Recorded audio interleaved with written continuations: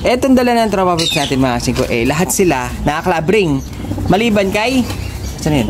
Yun, kay Barles mga kasing ko. Maliban kay Barles, lahat sila nakaklabring. Paano naman tayo pupunta dyan mga kasing ko? Sisilipin sana natin yung mga kalapating bagong dating. Puro nakaklabring pa naman yan mga kasing ko. Kaso umuulan, no? Umuulan, grabe. Mababasa na naman tayo, baka tayo magkasakit. Ayaw ko pa naman mabasa. Hindi na mga kasing ko, nagpapakain tayo. Tingin yung basang-basa tayo. Nagpapakain tayo kanina, biglang bubuhos ang ulan na malakas mga kasing ko. Kaya, ayun, nangyari. Siyempre, hindi naman pwedeng hintuan. Doon na tayo. Kalagis na ng pakain natin, yun. Makita nyo mga kasing ko, basang-basa tayo. Wet look na naman tayo mga kasing ko. Kaya, ginawa natin medyo tapos na tayo magpakain. Hinintuan na natin. Mamaya na natin sisilipin to. Tignan nyo naman, medyo wet look na rin sila. At si Mura na wet look ka na, Mura na. Ay, gutom na. Hindi pala siya wet look, gutom na. So, nagpalinis na naman tayo ng mga kulungan dahil nga yung mga Epstein nila, yung mga jackpot nila mga kasing ko, hindi talaga natutuyo. Kaya kahirapan talaga pag ganitong maulan. Hirap magpakain. Hirap magpakain. Hirap maglinis mga kasing ko. Tapos nakakatamad pa mag-breeding. Ang hirap magbuhay ng mga anak. Speaking of anak mga kasing ko, natatandaan nyo yung itlog na napitpit ng mga sitter natin mga kasing ko, napisa siya. Napisa naman siya mga kasing ko dahil tinulungan natin, dahil overdue na siya.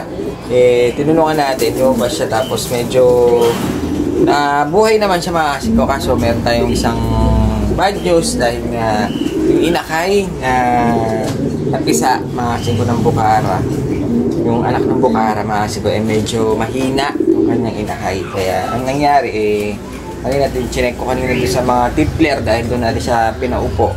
Ayun siya mga kasing ko.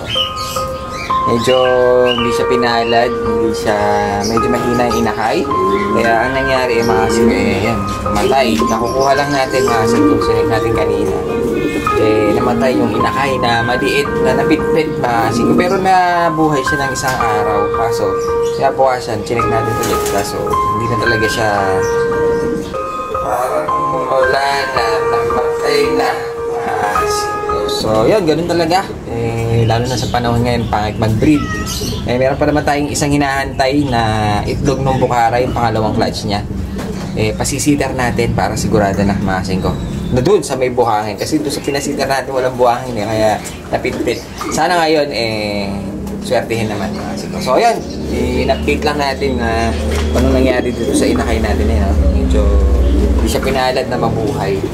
Sana sa susunod, maganda-ganda yung breeding natin. At saka sana, hinto-hinto na yung mga ulan para kahit kasi panahon So yun, medyo bad trip.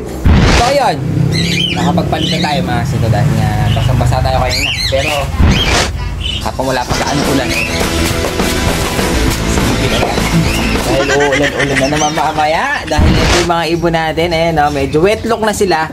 Kaya gawin natin, silipin na natin habang lintik lang Ayun, ano nga ba meron dito mga kasing ko kung bakit natin sisilipin habang wala pang ulan? Silipin na nga natin.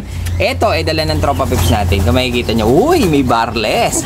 Nakikita nyo, may Barles Dahil ito dala ng tropa pips, uy, may Janssen Relax. Janssen Relax. Dahil itong dala ng tropa pips natin, uy, may Gracie. Dahil, diretso na nga natin. Medyo sumasabik na tayo Dahil itong dala ng tropa pips natin, medyo nabasa.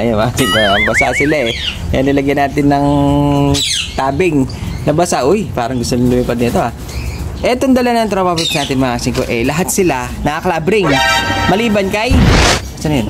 Yun, kay Barles mga kasing ko. Maliban kay Barles, lahat sila nakaklabring. Ewan ko lang kung bakit ang dudungis ng mga kalapati natin dito. Dahil siguro si tropa medyo siguro na ano yung kanyang kulungan, nababasa. Kaya tignan mo yung iba mga kasing ko, medyo parang hinihika pa ito. Parang may kakaroon na ng tama. Kaya siguro nagbawas alaga, isang nasa likod basang-basa. So ayan, silipin natin yung mga dala ng tropa pips natin na nakuha natin. Lahat sila klabring mga kasing ko. Maliban nga dun sa, ayan, Barles. Unahin natin yung Barles dahil nga siya lang ang hindi klabring. Unahan natin siya mga kasing ko dahil nga hindi siya klabring. Bumawi naman siya sa kulay. Kung makikita nyo mga kasing ko, Angas, no? Barless. Tignan nyo yung blue bar na yan. Isa, walang bar. Grabe, ganda talaga ng barless mga singko. Kaya gusto ko ng barless kaso wala siyang pair. Kaso gusto ko talaga ng mga barless. Kaya meron tayo. Lalong-lalo na yung ganyan mga singko.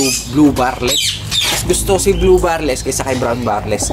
Ayun o, barako siya mga singko, lalaki. Ayan, medyo nararamdaman ko na yung mga patak ng ulan. Kaya nadampot na tayo mga singko. Ito medyo basa. Ito nyo, medyo basa siya. Nabasa sa ulan. Lakas ng ulan kanina. Ito mga babae. Naka-sensor. Nag-aalangan ako dito sa isang to. Parang gusto sumibat eh. Mukha lang, laki kasi ng pinto natin. Naka-clabring siya. Singko. Babae yan. Tapos, ito. Ang grisel. Ito mo ng grisel. Mamaya ka na. Atat ke. Ito. Grisel, red check. Ay, hindi. Red grisel. Singko, lalaki rin. Clabring din siya ng CTPR ata ito. Tapos na yata yung karera niyan. Yan. Napakaganda. Lalaki rin yan. Ang ganda niya. Makasing ko. Maganda dito. Lahat sila naka-clabring pala. Mas dito, meron tayong isang blue check na babae rin. Meron tayong blue bar dun sa dulo. Clabring din yan. Babae rin. Makasing ko. Tingnan ko nga ito. Makasing ko darang half ring dalawa. Makasing ko yung kanyang singsing. Parehas half ring. Clabring. Kaso medyo madumi. Tapos, ano pa ba meron dito? Ito to, ganda nitong lalaking ito. Kaso medyo patubo yung pakpak niya. Binagwisan. Makasing kong ganda oh. Kak! Na blue check, lalaki, medyo malaki. Kaso, yun nga lang, nakakapangit, binabagwisan. Makasing ko, baka ginawang ano to. Pinapatubo na yung pakpak. Baka mamaya tiningtingan, binagwisan. Ito, ang ganda rin na ito. Ito mukhang hen.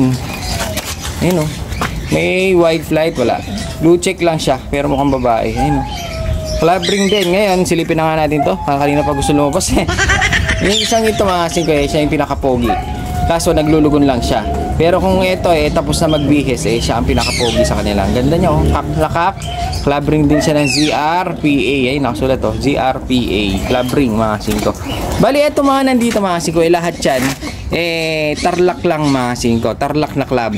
Dahil sa tropa pics natin to mga singko Kaya lahat ng yan nilaruan niya. Mayroong TNPR, may GPRL, may CTPR. Yung kanina yung CR sa Saragosa ata yun. So, silipin na natin itong isa. Parang Johnson Relax. Sa tingin ko babae ito. Sayang. Meron tayong ganitong kak nung nakaraan ata. Pwede na natin sanang i-back to back. Ang ganda ng kulay talaga ng mga likot niya. Ganda talaga ng kulay ng mga Johnson Relax. Bali ito naka TNPR mga singko, mukhang babae siya. Kaso malungkot sila mga singko dahil nga si tropa parang napabayaan na niya, lalo na magtatrabaho. Pero yun talagang kumakarera dahil nga lagi nabili rin sa akin ng mga gamot pag nagsasakay siya ng mga ibon. Kaso ngayon parang naglaylo siya kaya pala hindi na ganong nabili sa akin. Yung mga gamot nung pala medyo huminto na. Ayan mga alaga niya. Ito half ring din to. May kaso parang may siya, may halak. Naririnig ko siya ayun Kaso yung kanyang leg band dalawang half ring. Hindi yan clip ring, half ring siya mga singko na nakaklab. Siguro kung hindi ako nagkakamali GRPL yan. O kaya parang GRPL. May mga half ring kasi yung GRPL Kaso mga tapos na karera na to mga singko, kaya in-out na ni Tropa Pips natin. Yun nga lang, medyo lilinisin na natin ng konti. Yung iba medyo malinis pa naman. Kaso linisin natin ng konti yung iba dahil nga marungis. Dahil nga nabasa na sa pabayaan pa ni Tropa. Pero yung iba magaganda naman Kaso itong isang napakagandang to naglulugod. Siya pinaka-pogi Ganda pa, naka-clabring pa. Lahat ito naka-clabring, maliban nga lang dun sa barless natin Pag ginitingnan mong ganyan mga singay, parang ordinary lang Parang kasama lang siya ng mga blue bar. Pero once na hinawi mo ng ganyan, yun dun lumalabas yung ganda niya. Barless. Singay ko, lupet napakamahal ito nung araw, nung unang labas nito sa Pilipinas. Barless, napakamahal. Kaya nung nakakuha kami, sobrang taas. Ngayon, sobrang baba lang ng mga bentahan ng barless. Pero para sa akin napakaganda pa rin niya. Nakaiba. Kumbaga, lalupit. Kumbaga, isa siya sa mga pinakamaganda rare din, ang blue barless. Ganda niya, mga singko, kak siya. So, ayun. Sakto-sakto, nasilip na natin. Medyo pumipitik-pitik na. Nararamdaman ko na. Mga singko, mga patak na sa akin. Kaya iwanan na natin sila. At ilalawas na natin dahil nga nababasa Ayan Parang gusto na naman kumanta ng mga to eh. Gustong mag-prayer meeting eh. Tulog na. Hayaan.